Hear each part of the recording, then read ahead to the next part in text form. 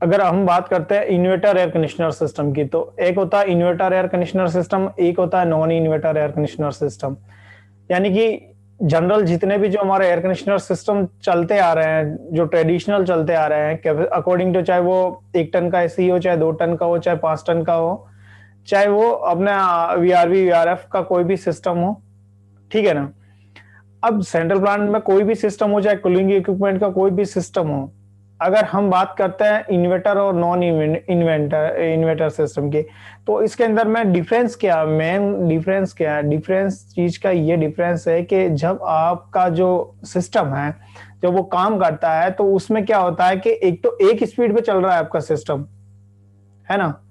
एक स्पीड पे चल रहा है। जब भी आपका जो टेम्परेचर मेंटेन हो जाएगा अराउंड आपका जो भी सरफेक्स एरिया बंद जो भी है, मतलब आपका कमरा है या आपका फ्रिज है या आपका जो भी मतलब सिस्टम जहां पे भी कूलिंग प्रोड्यूस कर रहा है, जितना भी टेम्परेचर उसको, चाहे वो कोल्ड जितना भी सिस्टम के अकॉर्डिंग।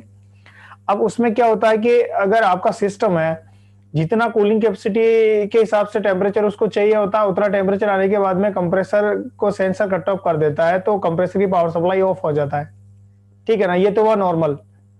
और जब हम बात करते हैं इन्वर्टर कंप्रेसर की, तो इन्वर्टर कंप्रेसर क्या करता है कि हीट लोड पे चलता है, यानी जितना उसको आवश्यकता होगी उतना ही वो कंप्रेस करेगा। कम कूलिंग जैसे मान लीजिए, अब ये कैसे नोट करें हम कि कम है या ज्यादा है हीट लोड? देखिए क्या होता है, मान लीजिए आपका कोई कमरा है, आपके पास में एयर कंडीशनर सिस्टम है, इन्वर्टर एयर कंडीशनर सिस्टम। अब वो कब ज्यादा करंट लेगा और कब कम करंट लेगा, हीट लोड ये कैसे पता चलेगा या कैसे इसको हम जान सकते हैं? जैसे मान लीजिए आपके कमरे के अंदर में टेम्परेचर है अभी, मान लीजिए 20 टेम्परेचर है या 25 टेम्परेचर था, ठीक है।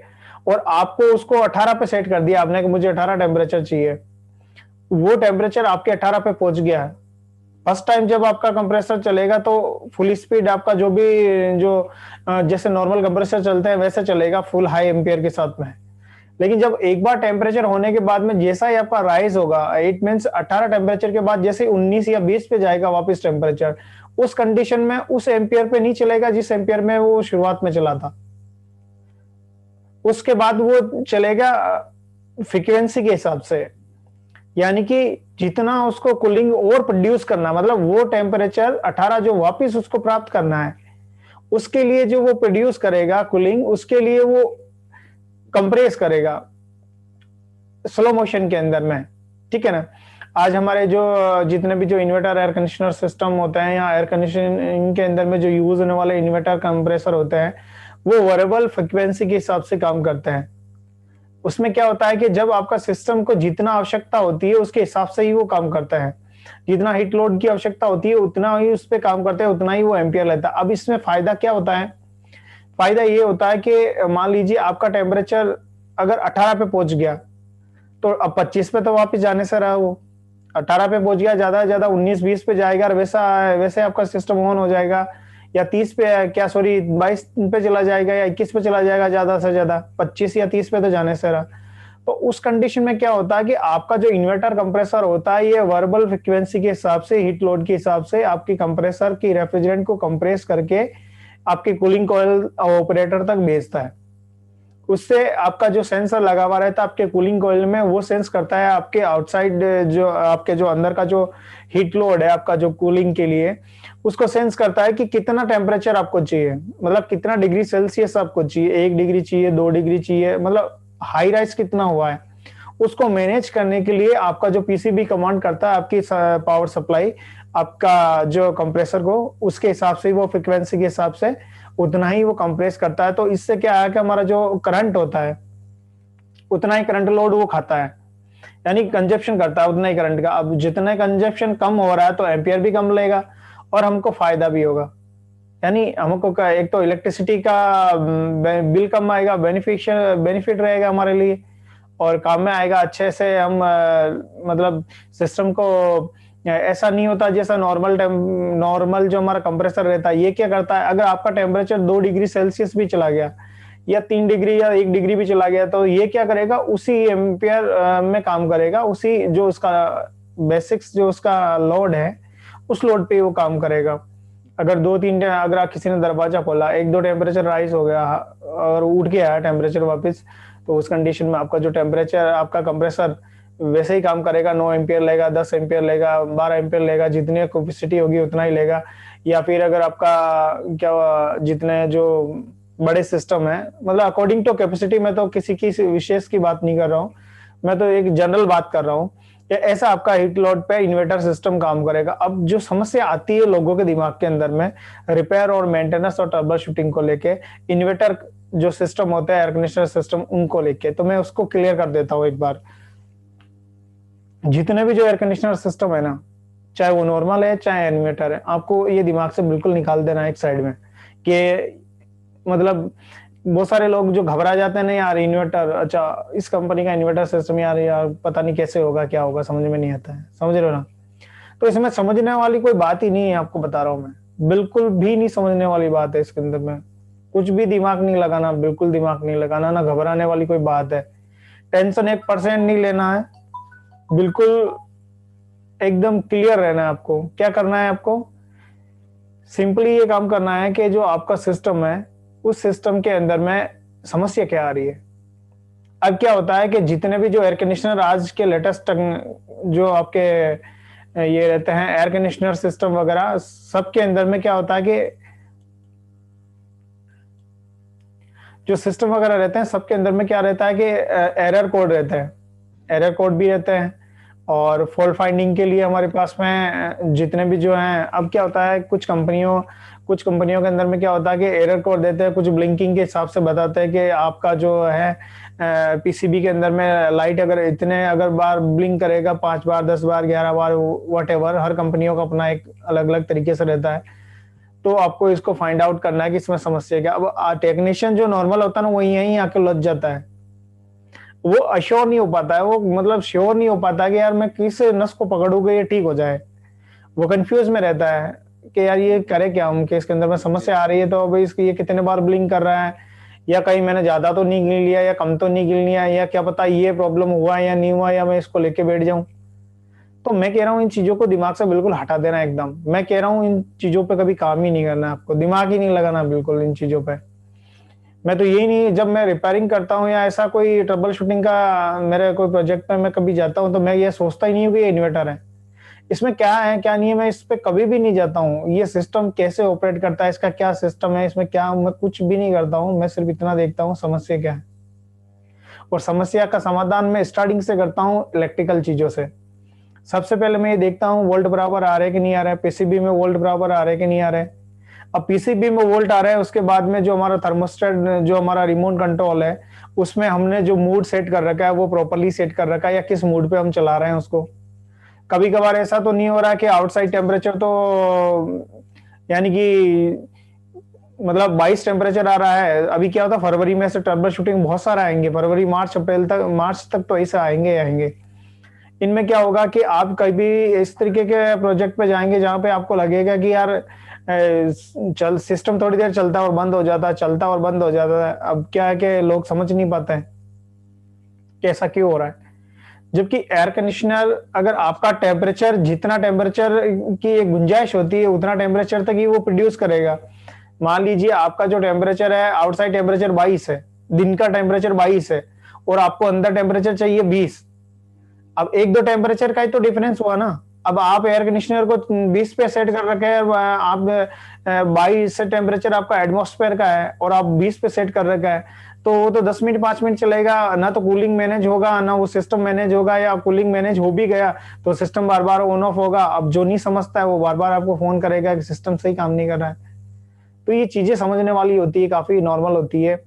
अब इसमें क्या है कि जब एयर कंडीशनर, जो इन्वर्टर एयर कंडीशनर को रिपेयरिंग कर लिए जाते हैं, हम मेंटेनेंस के लिए जाते हैं, चाहे वो ब्लिंकिंग करने वाला हो चाहे एरर कोड वाला शो होता हो, हमको सिर्फ बस एक बात ध्यान रखना है कि सिस्टम में समस्या कहाँ पे हो रही है, सिस्टम में समस्या कहाँ पे हो रही है, हम उस समस्या पे फोकस करना चाहिए। अब मान लीजिए कंप्रेसर में या कंडेंसर में या आपके जितना भी जो मशीन है आपका, चाहे डोमेस्टिक एयर कंडीशनर सिस्टम है, तो सब में क्या लगा है, या तो cooling coil, compressor, condenser, sensor वगैरह ही तो है ना, दूसरी चीजें तो है नहीं। अब ऑपरेटिंग में अगर कहीं पे भी समस्या अगर आ रही है हमारे को, तो समस्या को जब हम नोट डाउन करते हैं, सबसे पहला काम हमारा यही होता है कि अगर जो ब्लिंक कर रहा है तो उसको बी केयरफुली हमको रीड आउट करना है कि वो कितने बार कर रहा है। बी केयरफुल, बी पेशेंस, बिना घबराहट के। अब उसका जो सॉल्यूशन होता है वो हर कंपनी के अंदर में, जो कंपनी का जो अपना इन्वर्टर एयर कंडीशनर सिस्टम होता है उसके अंदर में सब जगह, चाहे वो पैनल हो चाहे उसका जो पीसीबी बोर्ड होता है, वहां पे मेंशन रहता है कि इतने बार ब्लिंक करने में इतने बार ये करता है। अब दूसरी बात क्या होता है कि ये चीजें जो लोग नहीं पढ़ना चाहते हैं, मान लीजिए पैनल पे नहीं लिख रखा कि कितने बार ब्लिंक करने पे कि इसमें क्या समस्या हो सकती है, ठीक है ना। आपको पता नहीं है कि इसमें क्या समस्या हो सकती है इतने बार ब्लिंक करने में। अब हम क्या करते हैं, ये समस्या जब ऐसे हमको पता तो चल गया कि यार ये 11 बार ब्लिंक कर रहा है या 7 बार ब्लिंक कर रहा है, लेकिन इसका समाधान क्या है, इसकी समस्या क्या है, या समस्या पे जाना है हमारे को। तो जब हमको अगर ये चीज कहीं से मिल नहीं रही है, मान लीजिए ना हमारे पास मैनुअल है, ना हमारे पास इस तरीके का कैटलॉग है, ना कोई भी इस तरीके की चीज हमारे पास नहीं है, तो हमको सीधा क्या करना है कि जितने बार ब्लिंक कर रहा है एक दो बार कंफर्म कर लो, उसके बाद सीधा गूगल पे डालो, कंपनी का नाम डालो और कितने बार ब्लिंक कर रहा है उसका डालो कि 6 बार ब्लिंक कर रहा है, व्हाट्स द रीजन। इतना सा एक लाइन डालना है आपको, कंपनी का नाम, जितनी कैपेसिटी का आपका एयर कंडीशनर सिस्टम है, 2 टन है 1.5 टन है, उसका वो डालो और जितने बार ब्लिंक कर रहा है वो डालो उसके अंदर में, तो आपको रीजन 100% पता चल जाएगा इसमें। जितने भी बार ब्लिंक कर रहा होगा इसके आप इसको प्रैक्टिकल करके देख सकते हैं, कोई दिक्कत नहीं है। बिल्कुल आपको 100% इसका क्लियर जवाब मिलेगा गूगल से आपको, क्योंकि उस कंपनियां, जो भी कंपनियां होती है, डाटाबेस सारा इनका इंटरनेट पे रहता है ट्रबल शूटिंग का। अब जब समस्या का हमको पता चल गया कि कोई सेंसर की समस्या आ रही है या कोई कंप्रेसर की आ रही है या कंडेंसर की आ रही है या कूलिंग कॉइल या मोटर फैन की आ रही है, तो उस समस्या का समाधान करना है। अब क्या होता है कि एक चीज होता है, या तो सिस्टम में मशीन में कोई इक्विपमेंट खराब है, भाई वो तो नहीं बता रहा कि भाई आपकी, मान लीजिए इंडोर क्या कैसेट ऐसे ही आपका, अब इंडोर का फैन नहीं चल रहा है, उसमें आ रहा फैन नहीं चल रहा है, आपका फैन का एरर आ गया। अब फैन का एरर आ गया, इसका मतलब फैन मोटर थोड़ी खराब है, ये थोड़ी मतलब है उसका। मतलब हमको क्या करना रहेगा कि अगर मोटर नहीं चल रहा है तो उसका कारण क्या है। बहुत सारे अंडरस्लिंग में जितने जो भी हमारे यूनिट रहते हैं, चूहे वायर काट देते हैं। कैसेट एसी में बहुत सारे 50% केसेस वायर काटने के होते हैं, स्प्लिट एसी में काट देते हैं। तो वायरिंग चेक करो, उसके बाद एरर कोड फाइंड आउट होने के बाद में वायरिंग चेक करना है, बी श्योर वायरिंग चेक करना है, सभी तरीके के। और इनके साथ के अंदर में फैन स्पीड वगैरह चेक करना है, मतलब हर एक चीज को चेक करना है। और तरीका बिल्कुल आसान है, कुछ भी नहीं है। एक बात बताऊं मैं आपको, कुछ लोग बोलते हैं कि सर इन्वर्टर का पीसीबी हम कैसे काम करें, रिपेयरिंग करें। तो एक बात बताइए मुझे, अगर कोई भी, चाहे इन्वर्टर एसी हो चाहे non inverter air conditioner system हो, अगर कोई रिपेयरिंग करेगा तो क्या रिपेयरिंग करेगा उसमें। भाई मैं बोलता हूँ इन्वर्टर पीसीबी का एक बड़ा सा पैनल हम ले लेते हैं, इलेक्ट्रिकल पैनल है जो इन्वर्टर एयर कंडीशनर सिस्टम का, उसमें रिपेयरिंग क्या करेगा टेक्नीशियन। या तो वो इलेक्ट्रॉनिक्स से डिग्री ले रखा है या उसने वो कोई प्रोफेशनल ट्रेनिंग ले रखा है, तो वो पीसीबी रिपेयर करेगा। वो जब जानता ही नहीं है तो रिपेयर क्या करेगा। भाई ऐसा तो नहीं है कि कहीं पे भी सोल्डिंग वायर लेकर कहीं पे भी जोड़ जुड़ा के उसको ठीक कर देगा, ऐसा तो नहीं है ना। उसको जितने भी जो उसमें जो अपने लगे हुए इक्विपमेंट होते हैं उसको रीड आउट करना, उसको पता होना चाहिए कि कौन सा डिवाइस क्यों काम करता है, उसका क्या कारण होता है। उसको रीड करना आता है तो रिपेयर करेगा, नहीं करना आता तो क्या रिपेयर करेगा वो। या बस ऐसे पुरानी स्टाइल के अंदर में यहाँ कहाँ पे जला हुआ वहां सोल्डिंग कर दो जोड़ के ऐसा तो है नहीं, ठीक है ना। तो सही। प्रॉपर नॉलेज होना ज्यादा जरूरी है और बी प्रोफेशनल होना ज्यादा जरूरी है। अगर पीसीबी में फॉल्ट आ रहा है तो हमको भी, जहाँ पे जो भी कंपनी का एयर कंडीशनर सिस्टम है उसके सर्विस सेंटर से संपर्क करना चाहिए और प्रोफेशनल वे में इन चीजों को ठीक करना चाहिए। अगर उसको वहां पे जोड़ तोड़ के कुछ भी काम कर दिया तो बाद में वो समस्या बड़ी होगी, छोटी तो होगी नहीं। उसकी वजह से सिस्टम खराब होगा और हमको बार बार वहां चक्कर लगाने पड़ेंगे, हो सकता है जेब से पैसे भी लगाने पड़ेंगे। तो ऐसा काम अपने को नहीं करना है। कि ऐसा नहीं कि भाई हमने थोड़े से पैसों के लालच के अंदर में अभी काम कर दिया और फिर बाद में देखेंगे, ऐसा काम नहीं करना है। जो भी काम करना है प्रोफेशनल तरीके से काम करना। तो मैं आया बात कर रहा था आपसे कि इन्वर्टर और नॉन इन्वर्टर एयर कंडीशनर को रिपेयरिंग करना बहुत आसान है। एरर कोड को हमको सिर्फ फाइंड आउट करना है। कंप्रेसर को चेक करने के लिए हमको अगर 3 फेस कंप्रेसर है तो उसको उसके हिसाब से चेक करना। इन्वर्टर में अगर नॉन इन्वर्टर कंप्रेसर में हम चेक करें तो उसका तरीका अलग है। इन्वर्टर है, डीसी कंप्रेसर है, डीसी मोटर है, तो उसमें हमको वोल्ट करंट कैसे चेक करना है वो हमको सीखना है और उसके हिसाब से सिस्टम को रिपेयरिंग और मेंटेनेंस करना तो इजी है, डिफिकल्ट इसके अंदर में कुछ भी नहीं है। और जब सेंट्रल प्लांटों में हम बात करते हैं जो 3 टन 5 टन के जो भी 3 फेस के यूनिट वगैरह होते हैं तो उसमें ट्रबल शूटिंग मेंटेनेंस क्या क्या रहता है, तो ये सब चीजें अपन पढ़ेंगे। तो बेसिक्स जो मैं आपसे ये जानकारी चाह रहा हूँ कि जैसे अगर हम कोई भी अगर डोमेस्टिक एयर कंडीशनर पे अगर काम कर रहे हैं, सीख रहे हैं, जान रहे हैं, तो हमको 2 चीजें सीखने को मिल रही है। एक तो है इसके अंदर में नॉन इन्वर्टर और एक है इन्वर्टर। अब इन्वर्टर और नॉन इन्वर्टर में हमको क्या क्या सीखना है, वो एक तो ये सीखना है इंस्टॉलेशन का प्रोसेस है हमें, चाहे आप नॉन इन्वर्टर लगाओ चाहे इन्वर्टर लगाओ डोमेस्टिक एयर कंडीशनर के अंदर में। जब हम बात करते हैं उसके अंदर में गैस चार्ज की तो वो भी नॉर्मल है, उसमें भी कोई दिक्कत नहीं है, चाहे उसमें गैस चार्ज करो चाहे इसमें गैस चार्ज करो। अब जो आगे चीज आती है वो आती है टर्बल शूटिंग की। यहां तक आपको समझ में आ गया इंस्टॉलेशन के प्रोसेस तक में? जी ठीक है। अब जो बात करते हैं अपन टर्बल शूटिंग के बारे में, तो अब टर्बल शूटिंग में क्या होता है कि जो हमारे पास में फॉल्ट आते हैं वो 3 तरीके के फॉल्ट आते हैं। सबसे पहला होता है इलेक्ट्रिकल फॉल्ट, यानी कि या तो सिस्टम बिल्कुल ही काम नहीं कर रहा, ठीक है ना, या कोई भी काम कर रहा है तो इक्विपमेंट के अंदर में कोई भी हमारा जो सिस्टम है उसमें इलेक्ट्रॉनिक डिवाइस या प्रोटेक्शन कंट्रोल डिवाइस कोई डैमेज है या दिक्कत है, चाहे उसमें आप कुछ भी ले सकते हैं, कोई सी भी डिवाइस या सेंसर वेंसर सब पीसीबी सब उसमें आ गए इलेक्ट्रॉनिक्स में। अब जो तीसरा इंपॉर्टेंट है, एक तो हो गया इलेक्ट्रॉनिक्स, सेकंड हो गया आपका मैकेनिकल में कोई मशीन का आपका पार्ट खराब हो गया, कोई फैन खराब हो गया, कंप्रेसर खराब हो गया, मतलब ब्लोअर वगैरह खराब हो गया, ये सब चीजें। और तीसरी इंपॉर्टेंट चीज आती है वो आती है हमारा कूलिंग फॉल्ट। हमारे सिस्टम में या तो कूलिंग आएगी या नहीं आएगी या कम आएगी, समझ रहे हो ना आप? तो कूलिंग के फॉल्ट जितने भी सारे हैं, चाहे मैं ये 3 जो बात आया ना अभी आपको, इलेक्ट्रिकल, मैकेनिकल और कूलिंग फॉल्ट, ये 3 फॉल्ट है, चाहे आपको डोमेस्टिक एयर कंडीशनर सिस्टम हो, चाहे सेंट्रल हो, चाहे कितना ही बड़ा आपका प्लांट हो, ये 3 ही फॉल्ट आते हैं हर सिस्टम के अंदर में। अब तीनों को ही हमको पढ़ना पड़ता है कि अगर सिस्टम के अकॉर्डिंग पढ़ना होता फिर, अच्छा अपने पास में 2 टन का एसी है, 1.5 टन का एसी है, इसमें कौन कौन सा कंट्रोल और प्रोटेक्शन डिवाइस है, उसके हिसाब से अपन को आगे चलता रहना है। 2 टन में क्या है, 5 टन में क्या है, वीआरएफ में क्या है, चिलर प्लांट में क्या है, कोल्ड स्टोरेज में क्या है, पैकेज में क्या है, एक एक चीजों को लेके हमको आगे चलता रहना है। तो ऐसे वो चीज हमको सीखना है इस पूरे सिलेबस अपने पूरे कोर्स के अंदर में। समझ में आ रहा है ना आपको? मेरी लैंग्वेज तो समझ में आ रही है ना? जी सर, जी आ रहा है सर। ये चीजें अपन पढ़ना स्टार्ट करेंगे 1 बाय 1। तो इम्पोर्टेंट ये है कि हमको क्या होता है कि पढ़ने के लिए जब हम आगे हम रीड करते हैं सारे सिलेबस वगैरह को, तो हमको एक बार प्रोफेशनली रिवीजन करना होता है। रिवीजन से मेरा मतलब ये है कि जैसे अगर मैं बात करता हूँ जितने भी जो एयर कंडीशनिंग सिस्टम में यूज होने वाले रेफ्रिजरेंट गैस हैं, हमको उनको भी पढ़ना है, जितने भी जो कंप्रेसर्स है उनके बारे में पढ़ना है, जितने भी जो हमारे मतलब क्या बोलते हैं प्रोटेक्शन और कंट्रोल डिवाइस है इनके बारे में। तो अब इन सब चीजों को एक साथ पढ़ने में तो टाइम चला जाएगा ज्यादा। हम ये काम करेंगे कि सिस्टम सीख के स्प्लिट एसी को ले लिया हमने, स्प्लिट एसी में कंट्रोल डिवाइस कौन सी है, प्रोटेक्शन डिवाइस कौन सी है, रेफ्रिजरेंट कौन कौन सा गैस यूज होता है, installation process, trouble shooting, maintenance में क्या क्या चीजें होती है। तो ये चीजें अपन जल्दी जल्दी क्लियर करते हुए फिर अपने सिलेबस को कवर करेंगे, फिर बाद के अंदर में ये सब चीजें वैसे भी क्लियर हो जाएगी, ऐसा कोई दिक्कत नहीं है इसके अंदर में। तो ये इंपॉर्टेंट चीजें हैं जो हमारे इन्वर्टर और नॉन इन्वर्टर और सब में मिलेगा आपको ये। अब जो लोग जितने भी बड़े प्रोजेक्ट है ना चिलर प्लांट से, सब वीआरवी पे क्यों आ रहे हैं?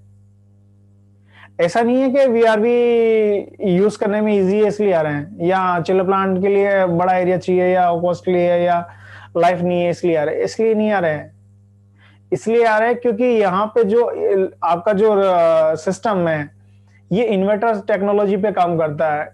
जितनी जितनी कूलिंग कैपेसिटी की आवश्यकता होगी ये उतना ही प्रोड्यूस करेगा और डिफरेंट डिफरेंट मूड में भी ये काम करेगा। और प्लस इसका जो फ्रीक्वेंसी है ये वर्बल मूड में काम करेगा आपका कंप्रेसर। लेकिन चिल्लर प्लांट है आपका, मान लीजिए 150 टन का या 250 टन 150 टीआर का आपका अगर चिल्लर प्लांट है, अब आपके चिल्ला प्लांट में मान लीजिए 200 आपके HUFC वगैरह सब मिला के 200 है, ठीक है, 200 है, या फिर ये मान के चलिए आपके 200 भी नहीं है तो 100 है। 100 इंडोर यूनिट्स हैं आपके पास में, इंडोर या SU सारा मिला के अगर 250 TR का अगर आपका सिस्टम है तो उसमें इतनी कैपेसिटी मान लेते हैं अपन, 50-60 से इतने भी, अकॉर्डिंग टू, क्योंकि सिस्टम की कैपेसिटी पे डिपेंड करता है एरिया के हिसाब से। अब अगर आपके सिस्टम में अगर मान लीजिए हॉलीडे है अभी, ठीक है, अगर आपका कोई होटल है, हॉलीडे है अभी, कोई रूम नहीं लग रहे हैं, कोई कुछ इतना कॉन्फ्रेंस नहीं है, कुछ भी नहीं है, लेकिन स्टाफ है और कुछ मीटिंग्स होती है, कभी कभार कोई रूम बुक्स होते हैं, 100 में से कोई 10 रूम बुक्स होते हैं, तो अब अब बुक होता है तो क्या हुआ, अब कस्टमर तो आपके कम है लेकिन उसको तो कूलिंग चाहिए ना, वहां तो अपन पंखा लाके ले जाके नहीं लगा देंगे उनके लिए, लेकिन यार आप तो 10 लोग ही हो, हमारा अभी चिल्लर प्लांट चलेगा तो तुम्हारा जितना रेंट है उतना तो हमारा बिजली खा जाएगा, तो तुम एक काम करो पंखा चला लो, ऐसा तो हम बोलने से रहे, हमको उसको एयर कंडीशनर की फैसिलिटी देना ही पड़ेगा। जब उसके लिए एयर कंडीशनर की फैसिलिटी देना पड़ेगा तो कितना बड़ा एक सिस्टम हमारा चलेगा, कितना बड़ा हमारा इलेक्ट्रिक खपत होगा और कितना हमारा लॉस होगा। तो वो सब चीजों को हटाने के लिए हमने VRV सिस्टम का यूज किया है, जितने भी जो VRV VRF सिस्टम है, इसलिए ये इलेक्ट्रॉनिक्स जो फ्रीक्वेंसी के हिसाब से काम करते हैं, जितना लोड होगा हीट लोड उसके हिसाब से काम करेंगे, तो यहाँ पे ये चिल्लर प्लांट से कई गुना फायदेमंद है हमारे लिए। चिल्लर प्लांट तो एक मूड पे काम करेगा, अब जितने भी जो बड़े सिस्टम है उसके अंदर में ऐसा नहीं है कि वो इन्वर्टर टेक्नोलॉजी पे काम कर रहे हैं कि जितना हीट लोड की आवश्यकता होगी उसके हिसाब से वो पंप करेंगे, ऐसा नहीं है। ये सारा सिस्टम सिर्फ VRV VRF और डोमेस्टिक एयर कंडीशनर सिस्टम में ही है, इसलिए इधर ये मूव फॉरवर्ड ज्यादा हो रहा है। और अराउंड द वर्ल्ड जितने भी वर्ल्ड के अंदर में जितने भी बड़े प्रोजेक्ट है, चाहे वो हीट सिस्टम के हैं चाहे कूलिंग सिस्टम के, अभी सारे के सारे सिस्टम जो है VRV VRF टेक्नोलॉजी पे आधारित सिस्टम यही यूज हो रहे हैं अभी नए प्रोजेक्टों पे। तो ये बेसिक्स हैं जो हमको क्लियर होना चाहिए ताकि हम अपनी ट्रेनिंग्स वगैरह हैं समझने में थोड़ा आसान ही रहता है। एक हम कुछ भी नहीं बात कर रहे हैं इस बारे में बिल्कुल बात नहीं कर रहे, सिर्फ हाँ जी अब क्या पढ़ना है, अब क्या पढ़ना है, पूरी किताब खत्म हो जाएगी तब तक कुछ नहीं समझ में आता है कि हमने एक पिक्चर पहले से ही थोड़ा एक हो जाए ना कि हमको इस HVAC में पढ़ना क्या है, तो समझने में भी काफी आसानी रहती है।